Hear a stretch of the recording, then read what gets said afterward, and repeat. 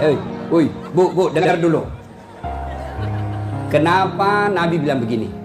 Andai saja boleh manusia sujud kepada sesamanya manusia, maka istri saya wajibkan sujud depan suaminya. Dengar baik-baik, bukan Nas'at Latif bilang, Bu. Nabi, andai saja boleh manusia sujud kepada sesamanya manusia, maka kalian istri saya wajibkan cium kakinya itu suaminya. Kenapa? Karena ibu harus tahu, dosa ibu kami para suami yang tanggung. Beda kami laki-laki dengan ibu.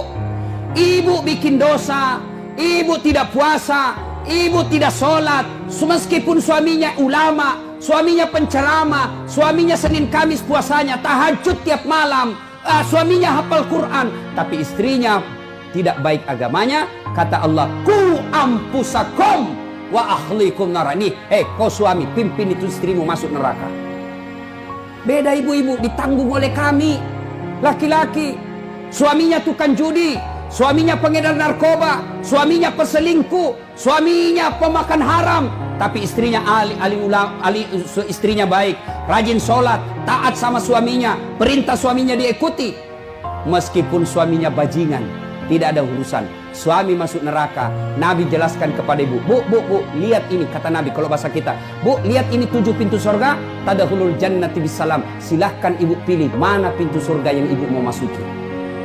Itu enaknya jadi perempuan, ditanggung dosanya sama laki-laki. Beda kami laki-laki, ibu tidak tanggung dosa kami. Maka ibu-ibu, yang pertama tujuan suami itu bukan cari nafkah. Ibu yang perlu cari dari suami bukan mendidik yang utama, tapi yang utama adalah cari ridhanya suami. Jangankan ibu keluar rumah, Senin Kamis saja diharamkan oleh Allah apabila tanpa izin suami. Saya ulang, jangankan keluar rumah, Senin Kamis ibu puasa sunnah tanpa izin suami, haram puasa itu. Contoh, pengantin baru, suaminya cuti 3 hari, istrinya langsung, Bang, saya puasa Senin Kamis ya. Kata suaminya, saya sengaja cuti ini karena saya mau dapat jatah siang-siang. Tak boleh ibu puasa tanpa izin, ya. Jelas? Jelas ibu? Jelas? Dengar lagi, ada orang bertetangga, marah ini tetangga, lapor sama Nabi. Apa pasalnya? Sakit ini ibu tetangganya, dia datang panggil anaknya, seorang perempuan, Bu, ibu mamanya lagi sakit, datang ki pergi lihat ki. Apa kata ini ibu anaknya? Mohon maaf, suamiku pergi tugas, saya dilarang keluar rumah sebelum suami saya pulang. Sakaratil maut ini ibunya, datanglah ibu, sudah sakaratil maut ibu, kau datanglah besuk dia. Saya minta maaf, saya mau sekali tapi suami saya belum pulang. Harinya meninggal, mau dimakamkan, datang lagi, Bu, sudah meninggal ibumu, kau datang yang terakhir kalinya. Mohon maaf, saya cukup berdoa. Kenapa? Suami saya belum pulang, saya tidak berani tinggalkan rumah. Marah yang manggil-manggil, dia pergi lapor sama Nabi. Ya Rasulullah, tetanggaku keterlaluan, dari sakit, sakaratil maut sampai meninggal, tidak datang lihat ibunya. Saya 3 kali datang memanggilnya. Kenapa kata Nabi? Dia dipesan sama suaminya, jangan keluar rumah sebelum pulang. Mendengar ini, apa Nabi marah? Subhanallah, Nabi justru menjelaskan, Alhamdulillah, diampuni seluruh dosa ibu yang meninggal karena punya anak yang taat sama perintah suaminya. Ada ibu-ibu bayangkari begitu sih? Ada? Yang banyak saya lihat baru 10 menit pergi suaminya juga keluar juga dia apa? Dia tawaf satu komplek. Dia kelilingi satu komplek. Masya Allah.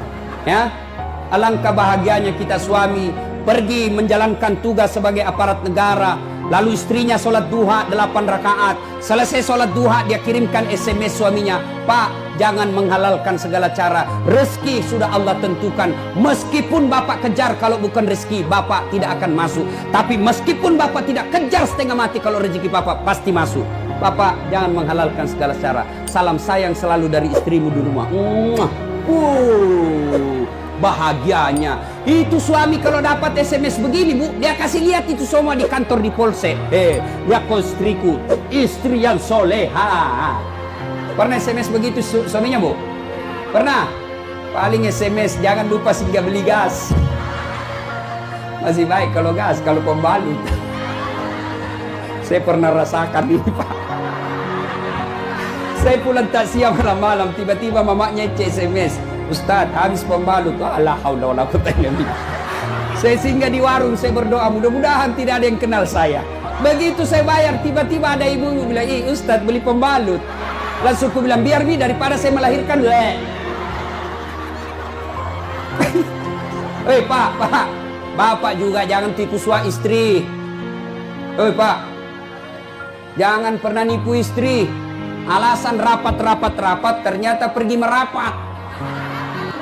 Saya dipanggil komandan, ini namanya istri kasihan kalau sudah lapor, komandan, iya Pak silakan lari, ternyata pergi merapat.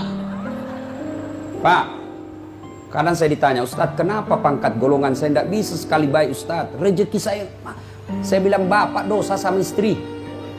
Gimana Allah mau bukakan pintu rezeki kalau orang yang setia menunggu Bapak di rumah Bapak khianati? Ya? Masih ingat waktu menikah? Apa kita ucapkan waktu menikah? Bapaknya bilang begini yang perempuan, saya nikahkan engkau dengan anak gadisku ini dengan mahar tunai karena Allah. Siapa yang kita jadikan mahar? Siapa yang kita jadikan jaminan?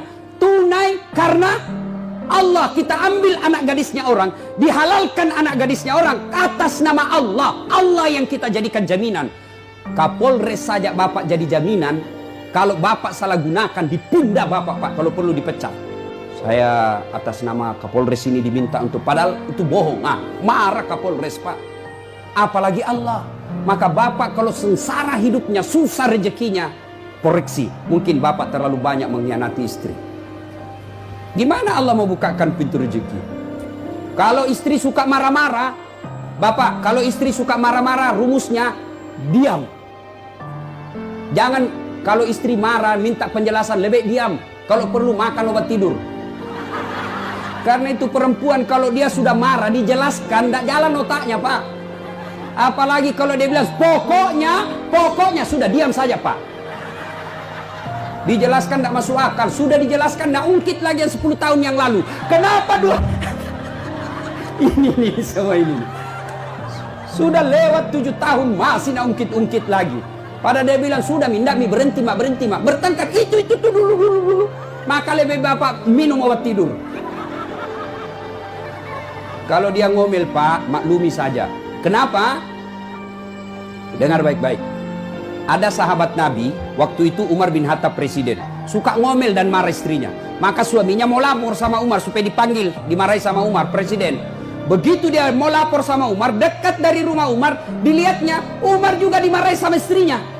Pulang dia bilang, presiden aja dimarah, pulang dia.